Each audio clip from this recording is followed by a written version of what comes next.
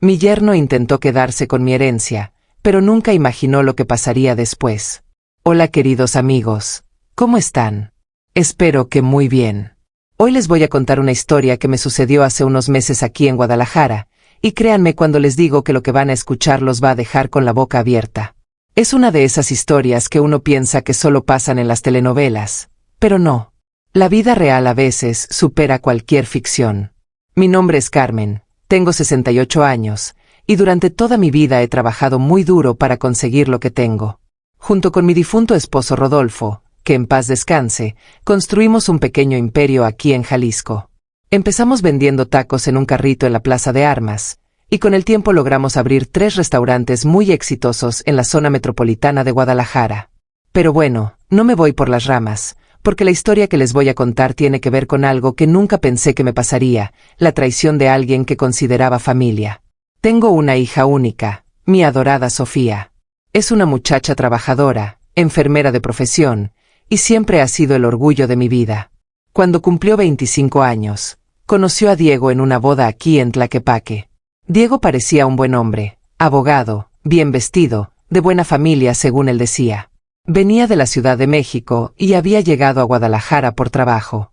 Al principio, debo admitir que me cayó bien. Era atento conmigo, siempre llegaba con flores cuando venía a visitar a Sofía, me ayudaba con las bolsas del mercado, y parecía realmente enamorado de mi hija. ¿Ustedes conocen esa sensación cuando algo te parece demasiado bueno para ser verdad? Pues eso es exactamente lo que sentía, pero como buena madre mexicana, quería ver feliz a mi hija. Se casaron después de 2 años de noviazgo. La boda fue aquí mismo, en la Catedral de Guadalajara, con mariachi y todo. Yo pagué la mayor parte de la ceremonia porque, según Diego, sus padres no podían apoyar económicamente debido a algunos problemas familiares que nunca explicó bien. Los primeros años parecían ir bien. Tuvieron 2 hijos preciosos, Sebastián y Valentina, mis adorados nietos.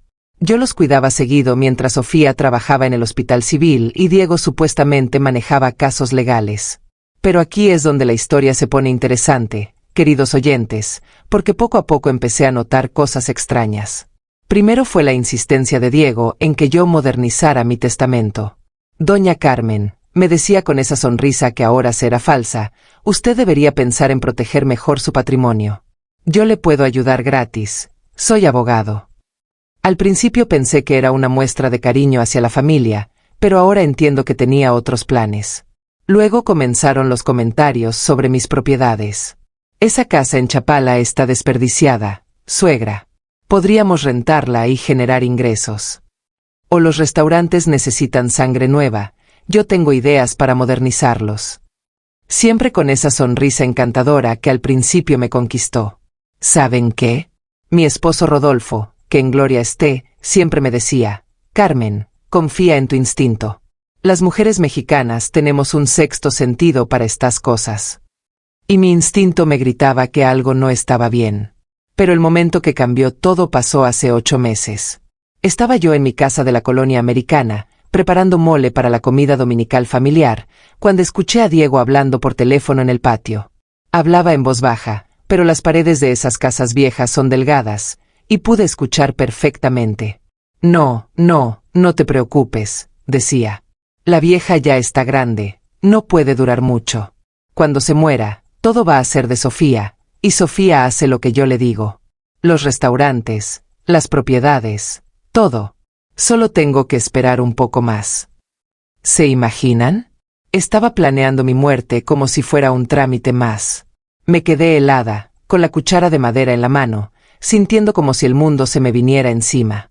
Pero eso no fue lo peor. Siguió hablando. Estoy viendo la manera de acelerar las cosas. He estado convenciendo a Sofía de que su mamá está perdiendo facultades mentales. Ya planté la semilla de duda. Cuando logre que firme un poder notarial, todo será más fácil. En ese momento entendí todo. Las visitas casuales del médico amigo suyo, las preguntas sobre mi memoria, los comentarios de «ay suegra», ya se le olvidó otra vez delante de mi hija. Todo era parte de un plan para hacerme ver como una vieja chocha para poder manejar mi patrimonio. Pero déjenme decirles algo, queridos suscriptores, Yo nací en Ameca, Jalisco, y allá aprendimos que cuando te pisan una cucaracha, tienes que pisarla más fuerte. No iba a dejar que este aprovechado se saliera con la suya. Esa misma noche, después de que se fueron, me puse a pensar. No podía contarle a Sofía directamente porque estaba completamente manipulada por Diego. Cuando el amor te ciega, no puedes ver las verdaderas intenciones de las personas. Tenía que ser muy inteligente en mi estrategia. Primero, contraté a un investigador privado. Sí, como los de las películas, pero este era de aquí, de Guadalajara, muy profesional. Le di una foto de Diego y le conté mis sospechas. Lo que descubrimos me dejó sin palabras. Diego no era abogado. Bueno, había estudiado Derecho, pero nunca había ejercido legalmente.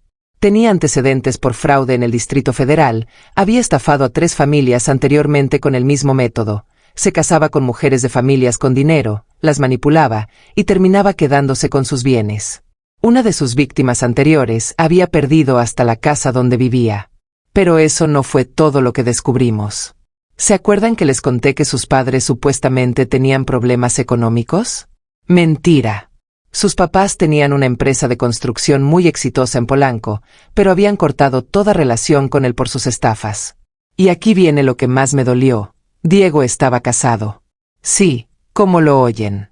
Tenía otra esposa en Ciudad de México, con la que se había casado 2 años antes que con mi Sofía. Todo era una farsa. Cuando tuve todas las pruebas, decidí actuar. Pero no iba a ir como loca a acusarlo. No, señores, iba a ser mucho más inteligente que eso.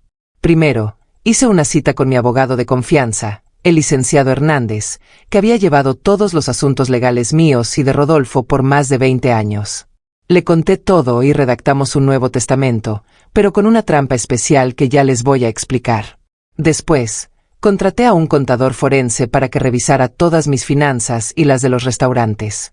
Quería saber exactamente qué había estado haciendo Diego con acceso a mi información. Y aquí es donde descubrimos algo terrible.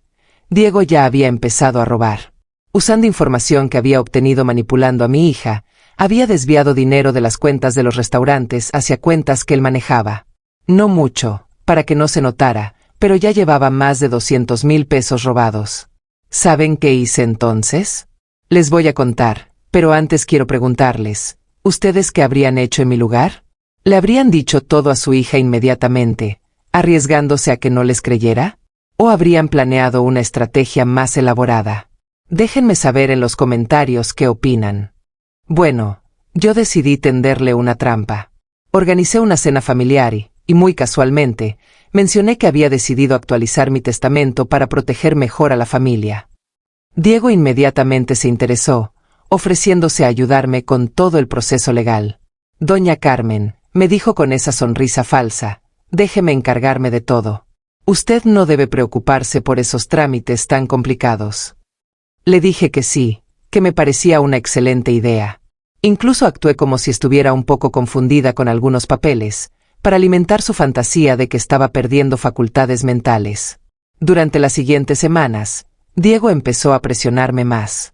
Me llevaba documentos para firmar, me hablaba de la importancia de hacer un poder general para que él pudiera manejar mis asuntos en caso de emergencia. Yo firmaba todo, pero no lo que él creía. ¿Saben qué estaba haciendo realmente? Con ayuda de mi abogado verdadero, había preparado documentos falsos. Diego pensaba que yo estaba firmando poderes y modificaciones al testamento que le darían control total sobre mis bienes, pero en realidad estaba firmando papeles sin valor legal alguno. Mientras tanto, mi investigador siguió recopilando más información. Descubrimos que Diego tenía deudas por más de 1 millón de pesos con prestamistas de Ciudad de México. Gente muy seria, de esa que no perdona. Por eso necesitaba el dinero tan urgentemente. También confirmamos que su otra esposa, Patricia, no sabía nada sobre mi hija. Diego le había contado que trabajaba en Guadalajara, pero que vivía solo. Incluso le enviaba dinero mensualmente, supuestamente de sus casos legales exitosos aquí en Jalisco. Pero la sorpresa más grande vino cuando descubrimos que Diego ya había intentado vender una de mis propiedades. Había falsificado mi firma en algunos documentos preliminares y estaba negociando con un comprador potencial para la casa de Chapala. Por suerte, El notario era honesto y me contactó para verificar la transacción antes de proceder. En ese momento supe que ya no podía esperar más. Era hora de actuar. Organicé otra cena familiar, pero esta vez invité a algunos testigos especiales, mi hermana Rosa, mi comadre Lupita, y por supuesto, mi abogado. Le dije a Diego que quería hacer una declaración oficial sobre mis últimas voluntades delante de la familia. Diego llegó ese domingo con una botella de tequila Herradura y esa sonrisa de siempre. Traía una carpeta con más papeles para que yo firmara. Estaba seguro de que ese día lograría su objetivo final. Doña Carmen, me dijo durante la cena, qué bueno que decidió hacer esto oficial. Es importante que toda la familia esté enterada de sus decisiones. Después del postre, cuando todos estaban reunidos en la sala, me paré y dije, familia, he decidido hacer algunos cambios importantes en mi testamento. Diego se acomodó en su silla, con los ojos brillando de emoción. Mi pobre Sofía lo miraba con amor, sin saber lo que estaba por suceder. Primero, continué, quiero que todos sepan que he estado al tanto de ciertas irregularidades en el manejo de mis asuntos. La sonrisa de Diego comenzó a desvanecerse. Diego, le dije mirándolo directamente, ¿podrías explicarle a la familia qué significa esto? Y saqué una carpeta con todas las pruebas, las fotos del investigador con su otra esposa, los documentos que mostraban los robos, copias de sus antecedentes penales, todo. El silencio en esa sala fue ensordecedor. Diego se puso pálido como una hoja de papel. Mi hija tomó los documentos con manos temblorosas. ¿Qué es esto, mamá?, preguntó Sofía con voz quebrada. Es la verdad, mi amor. La verdad sobre el hombre con quien te casaste. Diego intentó negarlo todo. Esto es una mentira. Alguien está tratando de separar a esta familia. Pero cuando Sofía vio las fotos del besando a otra mujer, con fecha de solo 2 semanas antes, no pudo seguir mintiendo. Mi hija comenzó a llorar. No de tristeza, sino de rabia. La rabia de una mujer mexicana que se da cuenta de que ha sido engañada. Y créanme, no hay nada más peligroso que una mujer mexicana traicionada. Es cierto, le gritó a Diego. Todo este tiempo me has estado mintiendo. Diego trató de salir corriendo, pero mi comadre Lupita, que tiene 75 años pero está más fuerte que una mula de Michoacán, le bloqueó la salida. Aquí nadie se va hasta que se aclare todo, chamaco desgraciado. Fue entonces cuando Diego mostró su verdadera cara. Ya no era el yerno encantador y educado. Se volvió agresivo, gritándonos, amenazándonos. Esa pinche vieja me debe todo. He aguantado sus caprichos por años. Ese dinero me pertenece. Mi abogado, que había estado grabando todo en su teléfono, se paró y dijo, señor, acaba de confesar varios delitos delante de testigos. Le recomiendo que se calme. Pero Diego ya había perdido el control. Sacó su teléfono y comenzó a hacer llamadas. Van a pagar por esto. Yo tengo contactos. Esta familia va a lamentar haberme hecho esto. Fue ahí cuando entendimos que no solo era un estafador, sino que también era peligroso. Mi hermana Rosa ya había llamado a la policía. En Guadalajara, cuando una familia se une contra un abusador, las cosas se mueven rápido. Los oficiales llegaron en menos de 15 minutos. Pero aquí viene la parte que nunca esperé, queridos suscriptores, y que me hizo entender que Diego era aún más peligroso de lo que pensaba. Cuando los policías llegaron, Diego trató de manipularlos también. Les dijo que yo estaba senil, que mi familia me estaba manipulando para cambiar mi testamento, que él solo estaba tratando de proteger los intereses de su esposa y sus hijos. Por un momento pensé que les iba a creer. Pero cuando mi abogado mostró todas las pruebas y el video de Diego confesando sus crímenes, no hubo duda de quién estaba diciendo la verdad. Se lo llevaron arrestado por fraude, robo y bigamia. Pero antes de subirse a la patrulla, me miró con tanto odio que sentí un escalofrío. Esto no termina aquí, vieja. Tengo amigos que se van a encargar de ti. Mi hija estaba destrozada, pero también furiosa. Mamá, me dijo entre lágrimas, perdóname por no haberte creído. Perdóname por haber dejado que este hombre casi destruyera nuestra familia. Le di un abrazo fuerte y le dije, mi amor, el amor nos hace ciegos a veces. Pero lo importante es que nos dimos cuenta a tiempo. Pero la historia no terminó ahí. ¿Pensaron que Diego se iba a dar por vencido tan fácilmente? Pues no. 2 semanas después, comenzaron cosas extrañas en la casa. Llamadas telefónicas a medianoche sin que nadie contestara. Carros que pasaban muy despacio frente a mi casa a horas raras. Una vez encontré las llantas de mi coche ponchadas. Mi hija quería que me fuera a vivir con ella por seguridad, pero yo me negué. Sofía, le dije, si me escondo ahora, este tipo habrá ganado. Y las mujeres de mi familia no se esconden de nadie. Contraté seguridad privada e instalé cámaras en toda la casa. También le dije al capitán de la policía local, que era amigo de mi difunto esposo, lo que estaba pasando. Una noche, como a las 2 de la madrugada, las alarmas sonaron. Había 3 hombres tratando de entrar por la parte trasera de mi casa. Los guardias de seguridad los interceptaron y cuando llegó la policía, encontraron que uno de ellos tenía un mensaje de texto de Diego con la dirección de mi casa e instrucciones específicas sobre qué hacer conmigo. ¿Saben qué decía el mensaje? Asústenla bien. Que sepa que puede perder más que dinero si no coopera. Este hombre no solo era un estafador, sino que también estaba dispuesto a usar la violencia.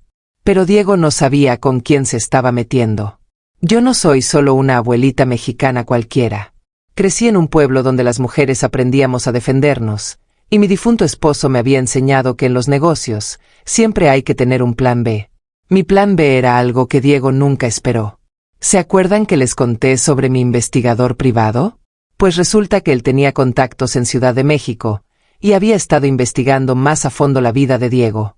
Descubrimos que los prestamistas a quienes Diego les debía dinero no eran precisamente gente paciente. Y cuando se enteraron de que Diego estaba preso por fraude y que no iba a poder pagarles, decidieron tomar cartas en el asunto. Un día recibí una llamada muy interesante.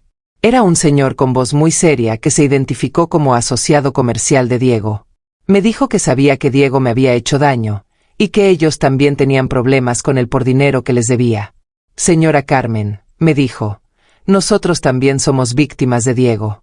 Él nos prometió que iba a pagar con dinero de su herencia, pero ahora sabemos que todo era mentira. Me propuso algo que nunca pensé que escucharía. Querían que yo los ayudara a recuperar su dinero, y a cambio ellos se encargarían de que Diego nunca más me molestara.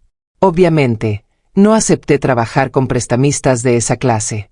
Pero sí me sirvió saber que Diego tenía enemigos más peligrosos que yo, y que sus amenazas hacia mi familia lo iban a meter en problemas aún más grandes. Mientras tanto, mi hija estaba lidiando con el proceso de divorcio.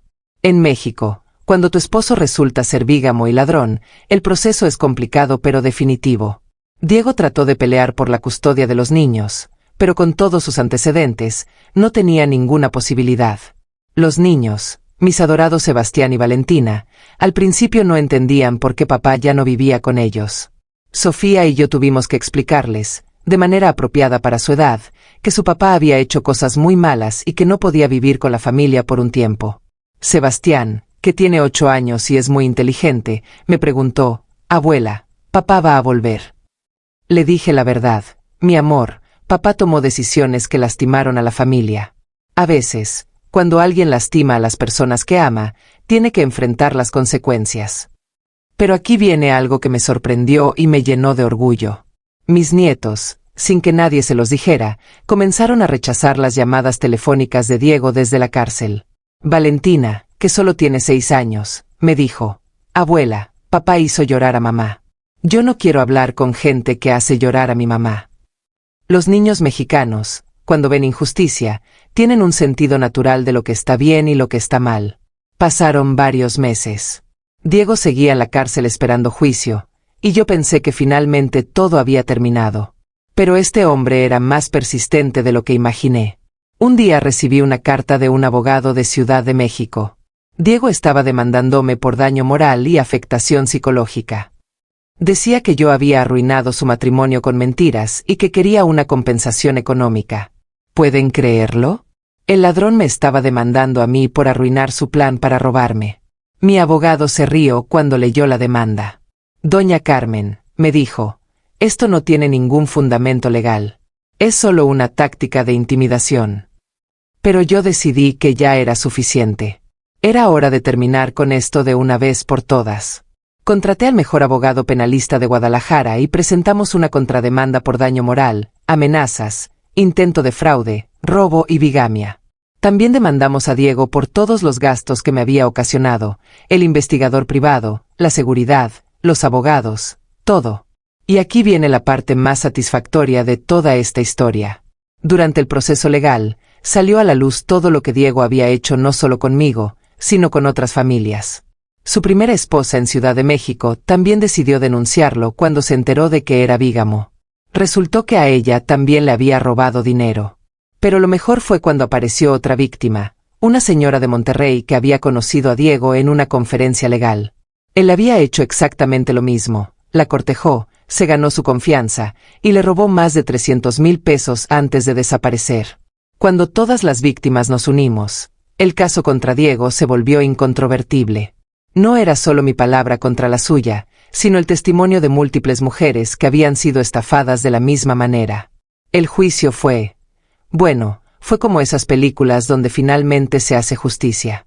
Diego llegó esposado, ya no era el hombre elegante y seguro de sí mismo que había conocido años atrás.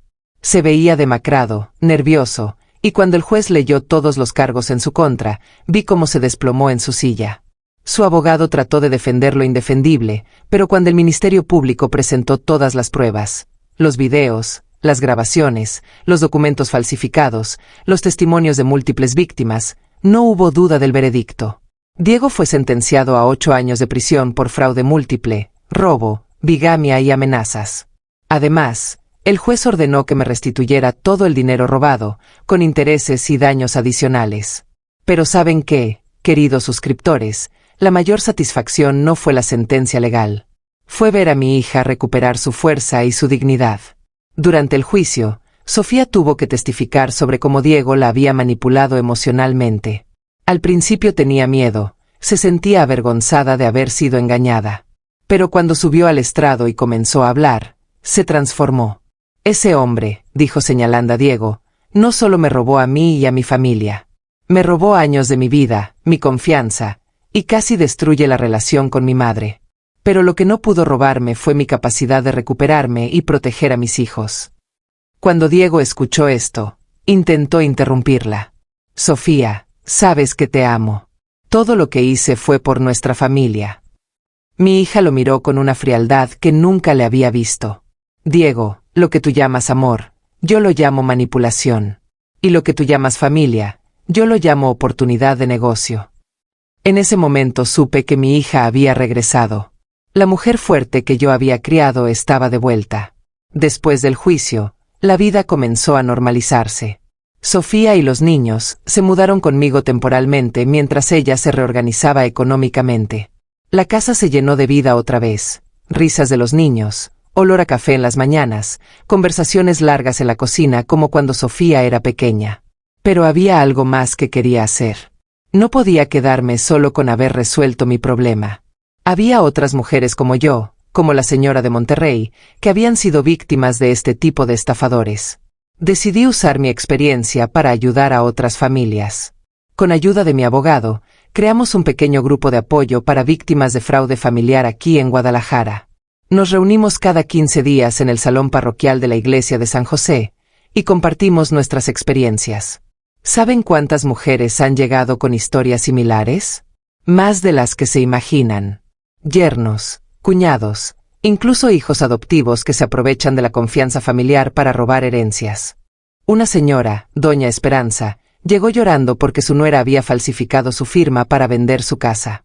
Otra, la señora María Elena, descubrió que su hijo político había estado desviando las ganancias del negocio familiar hacia cuentas personales. Pero lo más importante que aprendí es que muchas veces nosotras, las mujeres mayores, nos quedamos calladas por vergüenza.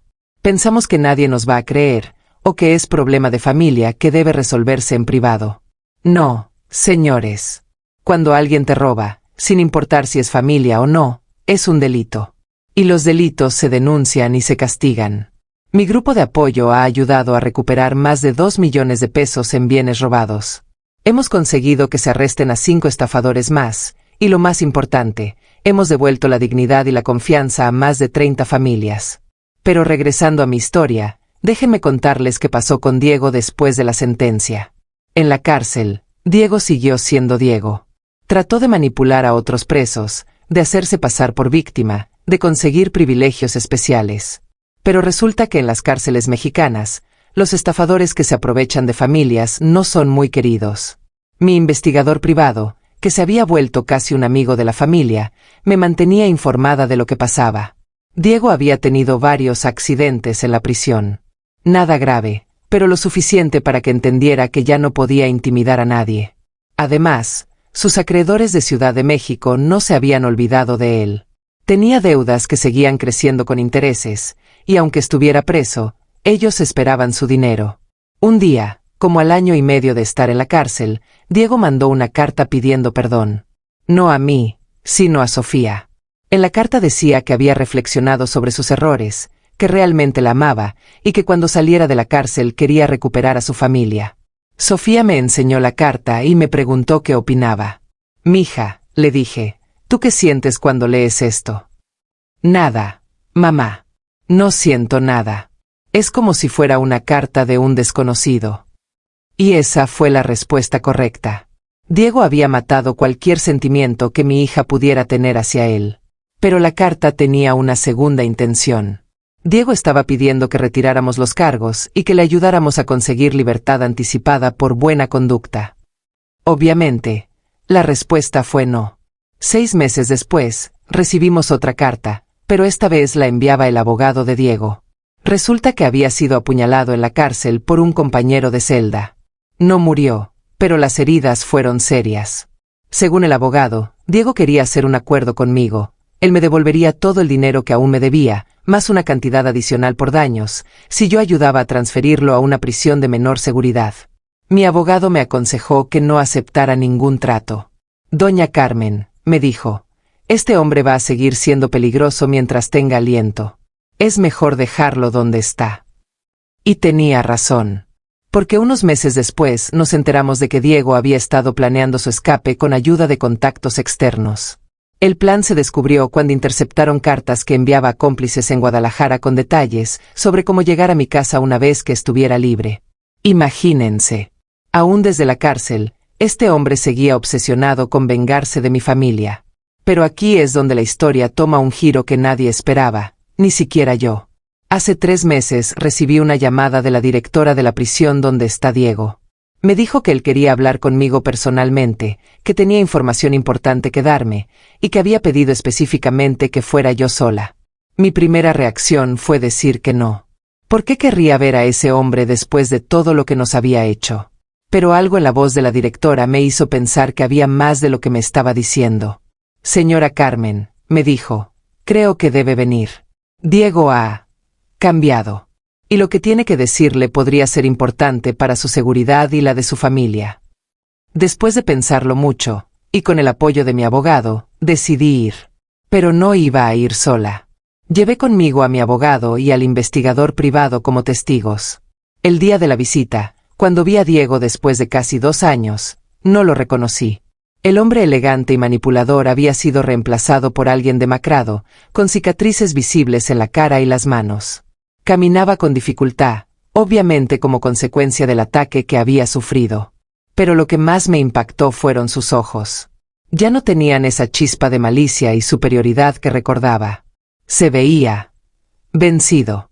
«Doña Carmen», me dijo con voz ronca, «gracias por venir».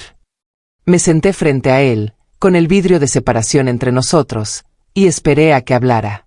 «Sé que no tengo derecho a pedirle nada», comenzó, «pero necesito que sepa algo importante. Hay gente que todavía la está buscando. Gente peligrosa que yo contraté antes de ser arrestado». Mi sangre se heló. «¿De qué estás hablando?». Cuando las cosas se pusieron difíciles, antes del juicio, yo contacté a gente muy mala de Ciudad de México. Les prometí una parte de su herencia si me ayudaban a convencerla de que cooperara. Nunca les dije que el plan había fracasado. ¿Pueden creer esto? Aún después de estar en la cárcel, las consecuencias de las acciones de este hombre seguían amenazando a mi familia. «¿Por qué me dices esto ahora?», le pregunté. Diego bajó la mirada. «Porque hace una semana, uno de esos tipos vino a visitarme. Me dijo que ya se habían cansado de esperar, que iban a cobrar su dinero de una manera u otra. Y cuando le dije que ya no tenía acceso a nada, que usted había ganado, Se puso muy violento. ¿Qué quieres que haga?, le pregunté, aunque ya sabía la respuesta. Necesito que me ayude a contactar a la Policía Federal. Estos tipos no son rateros comunes. Son sicarios, gente que mata por dinero. Si les doy información sobre sus operaciones, tal vez puedan arrestarlos antes de que le hagan daño a usted o a mí, a Sofía y los niños. Por primera vez en todo este proceso, vi algo que parecía remordimiento genuino en los ojos de Diego. ¿Y qué ganas tú con esto?, le pregunté directamente. Nada, respondió. Tal vez una reducción de sentencia si mi información es valiosa. Pero principalmente, quiero que mis hijos crezcan con su mamá y su abuela. Quiero que tengan la oportunidad que yo nunca tuve. Mi abogado, que había estado tomando notas de toda la conversación, se inclinó hacia mí. Doña Carmen, esto podría ser otra manipulación. Pero si es verdad lo que dice sobre estos criminales, necesitamos actuar rápido. Decidí darle una oportunidad a Diego, pero bajo mis términos. Si realmente quieres ayudar, le dije, vas a cooperar completamente con las autoridades. Vas a dar todos los nombres, todas las direcciones, todos los detalles. ¿Y si descubro que esto es otra de tus mentiras? No lo es, me interrumpió. Doña Carmen, he perdido todo. Mi libertad, mi familia, mi reputación. Lo único que me queda es tratar de evitar que la gente que amo salga lastimada por mis errores. Las siguientes semanas fueron intensas. Diego efectivamente cooperó con la Policía Federal. Dio información detallada sobre una red de sicarios que operaba entre Ciudad de México y Guadalajara. Nombres, direcciones, métodos de operación, todo. Con esa información, las autoridades montaron una operación que resultó en el arresto de 12 criminales, incluyendo a los que habían sido contratados para intimidarme. Pero lo más sorprendente vino después. Entre los arrestados estaba el hombre que había apuñalado a Diego en la cárcel. Resulta que no había sido un ataque aleatorio, sino un intento de asesinato ordenado por los mismos criminales que Diego había contratado. Querían silenciarlo antes de que pudiera colaborar con las autoridades. ¿Se dan cuenta de lo complicada que se había vuelto toda esta situación? Diego había estado a punto de ser asesinado por la misma gente que él había puesto en peligro a mi familia. Cuando todo este operativo terminó, el comandante de la Policía Federal me visitó personalmente. Señora Carmen, me dijo, gracias a la información proporcionada por su exyerno, hemos desmantelado una célula criminal muy peligrosa. Ustedes ya no corren peligro. Pero todavía tenía una pregunta que hacer. ¿Diego realmente cambió, o esto fue otra manipulación? El comandante pensó un momento antes de responder. Señora, en mi experiencia, cuando un hombre está a punto de morir y ve que sus acciones pueden lastimar a sus hijos, a veces encuentra algo parecido a la redención. No puedo decirle si Diego es una persona diferente, pero puedo decirle que la información que nos dio era real y nos salvó mucho tiempo de investigación. Esa noche, cuando llegué a casa, encontré a Sofía esperándome en la cocina con una taza de café. Mamá, me dijo, ¿crees que Diego realmente cambió? No lo sé, mi amor, le respondí honestamente. Pero lo que sí sé es que por primera vez desde que lo conocimos, hizo algo que benefició a esta familia en lugar de lastimarnos. ¿Crees que deberíamos perdonarlo? Esa fue una pregunta difícil. Sofía, el perdón no significa olvidar lo que pasó o permitir que alguien nos lastime otra vez. El perdón significa liberarnos del odio y la amargura. Puedes perdonar a Diego por tu propia paz mental, pero eso no significa que tengas que confiar en él otra vez. Mi hija asintió. Creo que entiendo. Puedo perdonarlo por lo que nos hizo, pero nunca voy a olvidar las lecciones que aprendí. Y esas fueron palabras muy sabias. Pasaron varios meses más. Diego cumplió su parte del acuerdo con las autoridades y efectivamente recibió una reducción de sentencia. En lugar de 8 años, ahora cumpliría 5 años y medio. Pero algo interesante pasó durante este tiempo. Diego comenzó a enviar cartas, no pidiendo perdón o tratando de reconciliarse, sino dando información sobre sus otros crímenes y ayudando a localizar a más víctimas. Resulta que había estafado a muchas más familias de las que sabíamos. Con su ayuda, las autoridades pudieron reunir a más de 20 víctimas y recuperar casi 4 millones de pesos en bienes robados. Una de esas víctimas era una abuela de Michoacán que había perdido la casa donde vivía. Cuando pudo recuperarla gracias a la información de Diego, me escribió una carta que me hizo llorar.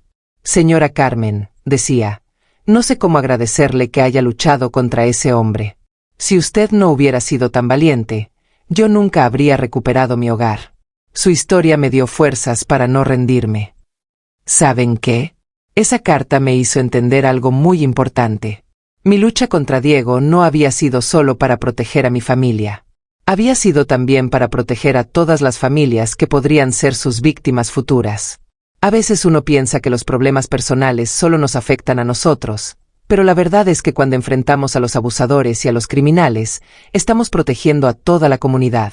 Hace 2 meses, Diego pidió una reunión conmigo otra vez. Esta vez, quería hablar con Sofía también. Al principio mi hija se negó, pero después de pensarlo, decidió que quería escuchar lo que tenía que decir. Esta segunda visita fue muy diferente. Diego se veía mejor físicamente, pero más que eso, parecía humilde. Una palabra que nunca pensé que usaría para describirlo. Sofía, le dijo a mi hija, no espero que me perdones. No espero que los niños me perdonen. Pero quiero que sepas que cada día pienso en el daño que les causé, y cada día trato de hacer algo para compensarlo. Mi hija lo escuchó en silencio. Cuando Diego terminó de hablar, ella dijo algo que me llenó de orgullo. Diego, lo que tú hiciste no se compensa con palabras o con ayudar a otras víctimas. Se compensa dejándonos vivir en paz y nunca más intentando ser parte de nuestras vidas. El mayor regalo que nos puedes dar es tu ausencia. Y tenía razón. A veces, la mejor manera de demostrar amor verdadero es alejarse cuando tu presencia causa dolor. Pero hay algo más que quiero contarles, porque esta historia tiene una última sorpresa que nadie esperaba. Hace 3 semanas, cuando Diego finalmente fue trasladado a una prisión de mínima seguridad por su cooperación con las autoridades, decidió hacer algo que me dejó sin palabras. Firmó la renuncia total a la patria potestad de Sebastián y Valentina. No se lo pedimos. No lo negociamos. Lo hizo por su propia decisión. Su abogado me llamó para explicarme. Señora Carmen, Diego dice que quiere que los niños tengan la oportunidad de ser adoptados por alguien que realmente los ame y los proteja. Dice que él nunca fue un verdadero padre para ellos. Cuando Sofía se enteró, no sabía si llorar de tristeza o de alivio. Mamá, me dijo, es extraño. Parte de mí se siente triste porque mis hijos no van a tener papá, pero otra parte se siente libre. Mi amor, le respondí, tus hijos tienen algo mejor que un papá malo. Tienen una mamá fuerte, una abuela que los adora, y una familia que los va a proteger siempre. Y es verdad. Sebastián y Valentina están creciendo rodeados de amor genuino. Sebastián quiere ser policía cuando sea grande para atrapar a los hombres malos como mi expapá. Y Valentina dice que quiere ser abogada para ayudar a las abuelitas como tú, abuela Carmen. Estos niños están aprendiendo que la familia verdadera no se define por la sangre, sino por el amor, la lealtad y la protección mutua. Ahora, déjenme contarles qué pasó con mi herencia, porque esa era la raíz de todo este problema. Después de todo lo que pasamos, decidí hacer cambios importantes en mi testamento. No para protegerme de mi familia, sino para proteger a mi familia de futuros aprovechados. Creé un fideicomiso que garantiza que mis bienes siempre van a estar protegidos.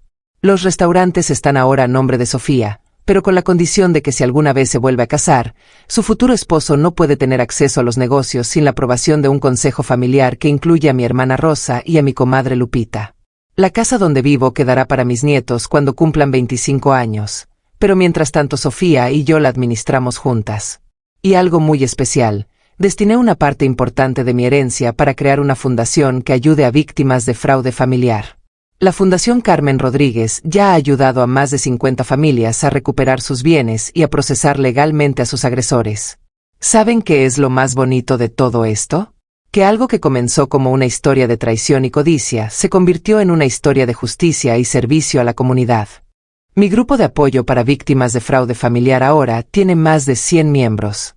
Nos reunimos cada semana, no solo para llorar nuestras penas, sino para planear estrategias para ayudar a otras familias.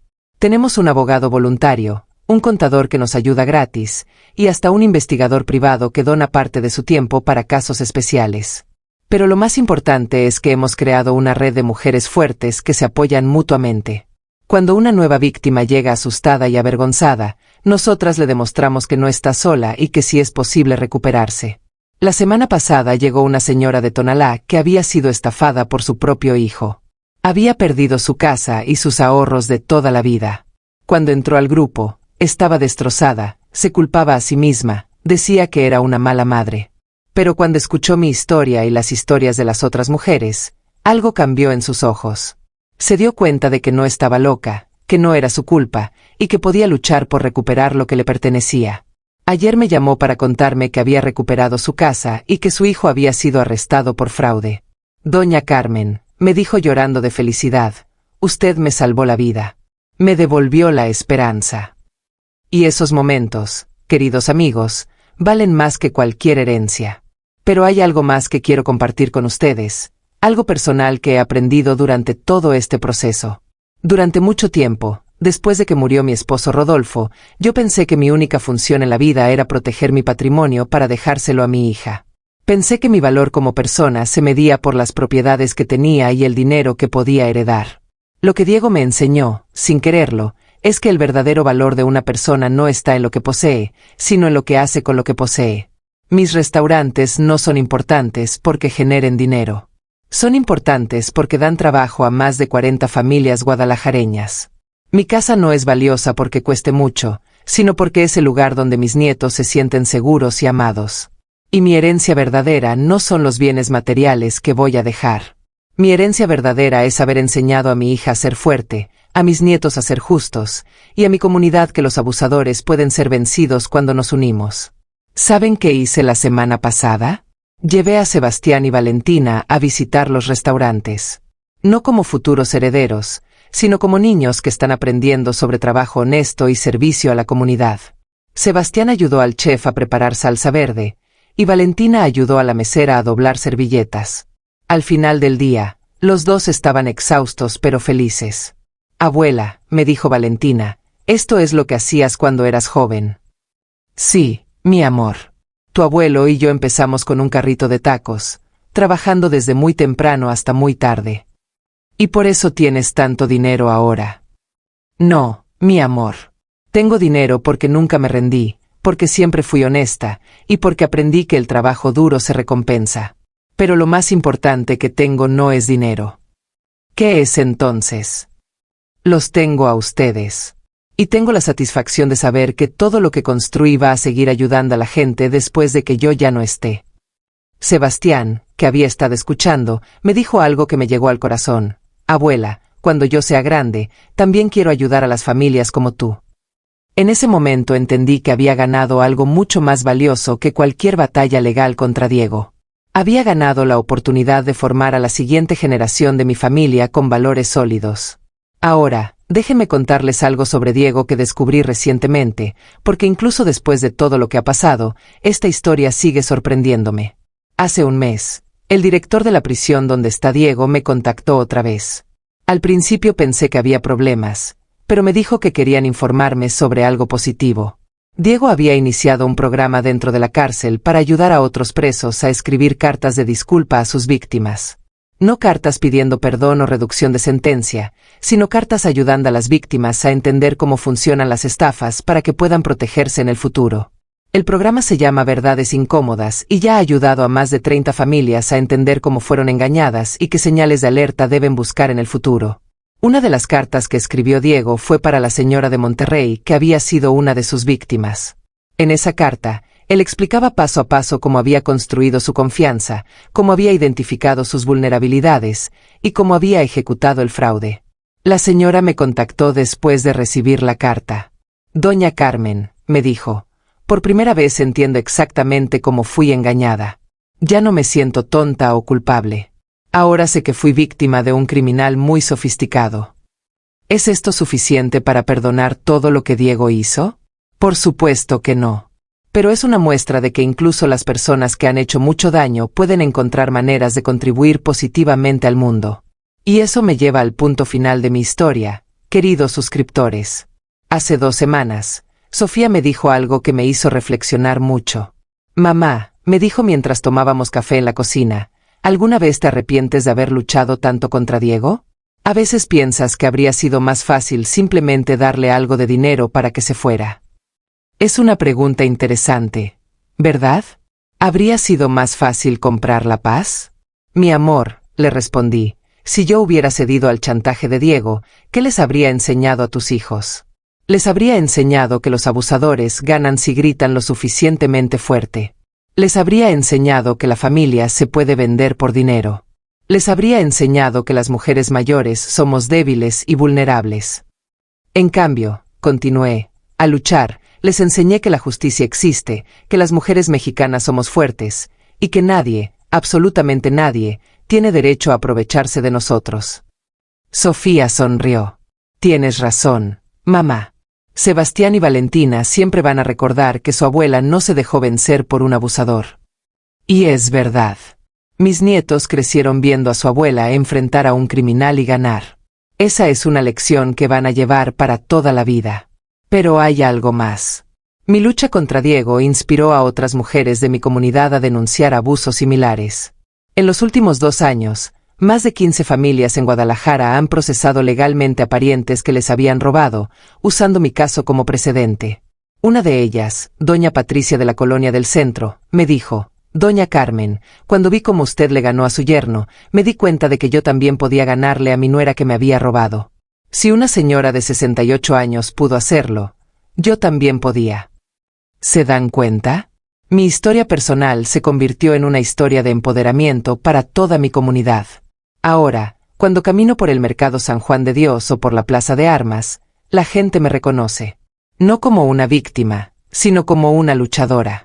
Los comerciantes me saludan con respeto, las señoras me piden consejos sobre problemas familiares, y hasta los policías me tratan con admiración especial. Pero lo que más me llena de orgullo es que mis nietos pueden caminar por las calles de Guadalajara con la cabeza en alto, sabiendo que su abuela nunca se dejó vencer. La semana pasada, Sebastián llegó de la escuela muy emocionado. «Abuela», me dijo, «mi maestro nos pidió que escribiéramos sobre nuestro héroe favorito, y yo escribí sobre ti». Cuando leí su composición, lloré de emoción. Había escrito, «Mi abuela Carmen es mi héroe porque cuando un hombre malo trató de robarnos, ella no tuvo miedo. Luchó como una guerrera y lo venció. Mi abuela me enseñó que las familias mexicanas se protegen unas a otras y que siempre hay que luchar por lo que es justo». ¿Pueden creer que un niño de 8 años entienda tan bien las lecciones de esta experiencia? Y Valentina, que ahora tiene 7 años, me sorprendió el otro día cuando estábamos viendo las noticias en la televisión. Había un reportaje sobre una estafa telefónica, y ella me dijo, «Abuela, esa gente es como mi expapá, ¿verdad? Engañan a las personas para robarles». «Sí, mi amor», le respondí. «Por eso es importante que siempre seas honesta y que nunca confíes en gente que te promete cosas demasiado buenas para ser verdad». «No te preocupes, abuela. Yo nunca voy a ser como él. Voy a ser como tú». En ese momento supe que había ganado la batalla más importante, la batalla por el futuro de mi familia. Queridos amigos, estoy llegando al final de mi historia, pero antes quiero compartir con ustedes algunas lecciones importantes que aprendí durante todo este proceso. Primera lección: confíen en su instinto. Si algo les parece demasiado bueno para ser verdad, probablemente lo es. Si alguien los presiona para tomar decisiones financieras rápidas, es una señal de alerta. Si una persona nueva en la familia de repente está muy interesada en sus bienes, manténganse alerta. Segunda lección: nunca se avergüencen de ser víctimas de un engaño. Los estafadores profesionales son muy hábiles, estudian a sus víctimas, y saben exactamente qué botones emocionales presionar. Ser engañado no los hace tontos, los hace humanos. Tercera lección: documenten todo. Guarden copias de todos los papeles importantes, graben conversaciones cuando sea posible, y mantengan registros detallados de cualquier transacción financiera. La evidencia es su mejor defensa. Cuarta lección: busquen ayuda profesional. No traten de manejar estas situaciones solos. Un buen abogado, un contador confiable, y hasta un investigador privado pueden ser inversiones que les salven mucho más dinero del que cuestan. Quinta lección: unan a la familia. Los estafadores funcionan dividiendo a las familias, haciendo que los miembros desconfíen unos de otros. Mantengan la comunicación abierta y honesta con sus seres queridos. Y la lección más importante: Nunca se rindan. Puede parecer que los criminales tienen todas las ventajas, que el sistema legal es lento, que nadie les va a creer. Pero la justicia existe, y si luchan con inteligencia y perseverancia, pueden ganar. Ahora, ¿qué pasó finalmente con Diego? Hace una semana recibí su última carta. No pedía nada, no prometía nada, simplemente me agradecía por haberlo obligado a enfrentar las consecuencias de sus acciones. Doña Carmen, escribía, sé que nunca me va a perdonar, y no se lo pido. Pero quiero que sepa que por primera vez en mi vida, estoy tratando de ser una mejor persona. No para obtener algo a cambio, sino porque finalmente entiendo el daño que causé. La carta terminaba así: cuide mucho a Sebastián y Valentina. Dígales que su papá los ama, pero que los ama lo suficiente como para alejarse de sus vidas. Ellos merecen algo mejor de lo que yo podría darles. No voy a mentirles, queridos suscriptores. Esa carta me hizo sentir muchas emociones. Tristeza por todo el tiempo perdido, alivio porque finalmente terminó todo, y hasta un poco de lástima por Diego. Pero más que nada, me hizo sentir satisfacción. Satisfacción de saber que mi lucha no solo protegió a mi familia, sino que posiblemente ayudó a Diego a encontrar algo parecido a la redención. ¿Significa esto que confiaría en él otra vez? Por supuesto que no. Pero significa que mi decisión de luchar en lugar de ceder fue la correcta. Hoy, mientras termino de contarles esta historia, estoy sentada en mi cocina, la misma donde escuché a Diego planear mi muerte natural hace más de 2 años. Pero ahora esta cocina está llena de vida. Sofía está preparando la cena, Sebastián está haciendo tarea en la mesa, y Valentina está jugando con sus muñecas en el suelo. Los restaurantes siguen funcionando exitosamente, dando trabajo a más familias que nunca. La fundación ha crecido y ahora tiene su propia oficina en el centro de Guadalajara. Y mi grupo de apoyo para víctimas de fraude se ha expandido a otras ciudades de Jalisco. Pero lo más importante es que mi familia está unida, fuerte y protegida. Sebastián quiere estudiar Derecho para ser un abogado bueno, no como mi expapá. Valentina quiere ser doctora para curar a las abuelitas que están tristes por culpa de los hombres malos. Y Sofía ha vuelto a sonreír, ha vuelto a confiar, y está considerando la posibilidad de volver a enamorarse algún día, pero esta vez con mucha más sabiduría. En cuanto a mí, a los 70 años que acabo de cumplir, siento que estoy viviendo una nueva etapa de mi vida. Ya no soy solo Carmen, la abuela con dinero. Ahora soy Carmen, la mujer que venció a los abusadores. Carmen, la fundadora de una organización que ayuda a víctimas. Carmen, la abuela que enseñó a sus nietos que la justicia existe. Y esa identidad me gusta mucho más. Queridos suscriptores, espero que mi historia les haya servido no solo como entretenimiento, sino como una lección de vida. Espero que nunca tengan que pasar por algo similar, pero si algún día se encuentran en una situación donde alguien trata de aprovecharse de ustedes, recuerden que no están solos, que tienen derechos, y que vale la pena luchar por lo que es justo. Recuerden también que la familia verdadera no es la que comparte nuestra sangre, sino la que comparte nuestros valores y nos protege cuando más lo necesitamos. Y por último, recuerden que no importa cuántos años tengan, nunca es demasiado tarde para ser valientes, para luchar por lo que creen, y para hacer la diferencia en el mundo. Mi yerno intentó quedarse con mi herencia, pero nunca imaginó que se estaba enfrentando a una mujer mexicana que había aprendido a luchar desde pequeña. Y al final, no solo no se quedó con nada, sino que ayudó involuntariamente a crear algo mucho más valioso, una red de apoyo que protege a familias vulnerables en toda la región. A veces, las traiciones más dolorosas pueden convertirse en las victorias más dulces. Gracias por escuchar mi historia, queridos suscriptores. Si este relato les gustó, si les sirvió, o si conocen a alguien que podría beneficiarse de escucharlo, por favor compártanlo. Y no olviden suscribirse al canal y activar la campanita de notificaciones para recibir más historias reales como esta. Recuerden que cada suscripción nos ayuda a llegar a más personas que podrían necesitar escuchar que no están solas en sus luchas. Hasta la próxima, y que Dios los bendiga a todos. Nos vemos en el siguiente video.